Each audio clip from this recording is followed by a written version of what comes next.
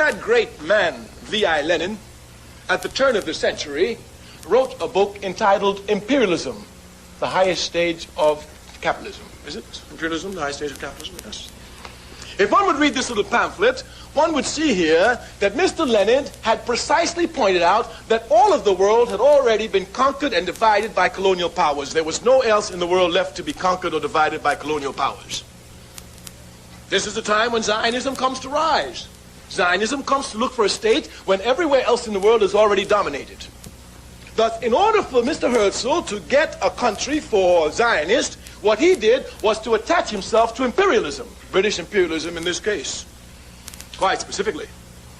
Of course, as an African who suffered under the heels of British imperialism, I can have no love for it, and certainly I cannot love anyone who attaches themselves to it for the foundation of a state and then call this a liberation movement. Liberation movements fight against imperialism, not with it.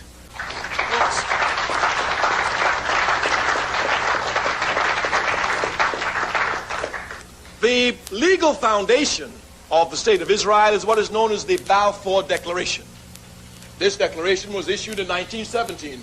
A man in the government of Britain named Balfour wrote a paper and promised the Jews a national home. The national home he promised them was an area which Britain was colonizing, Palestine.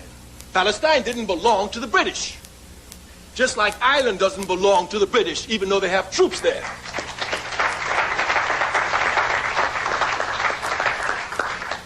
But here, these British imperialists signed a note and gave it to the Jews, and they accepted it. Where is the morality for this? If you say that Israel belongs to you, then you don't go to a thief to get Israel, you go and take it. Once you go to an immoral being such as British imperialism, and this is the basis for you getting the land, then clearly here those who are truly liberation fighters must question this. The basis, we say, is the Balfour Declaration, and Zionists know it.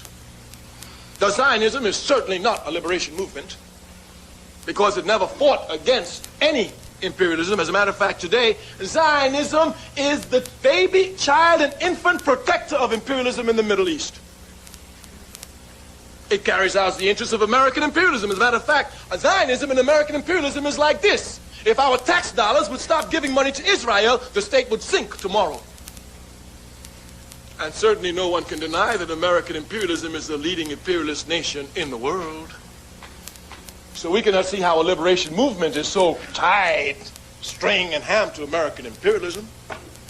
They work hand in hand with American imperialism. Thus they can hardly be a liberation movement. In addition to this, Zionism has nothing to do with anything religion, nothing. All religions are concerned with human beings after they die. That's what religions are for. Islam will tell you what happens to you when you die. As a matter of fact, this which forces you to live a good life so that after death you'll be able to enjoy the rewards of heaven. The same is true for Judaism. But Zionism says nothing about the individual after they're dead. They don't give a damn about you. Thus, Zionism has nothing to do with religion at all. And one should not make the confusion here. The Palestinian state belongs to the Palestinian people. This is a fact.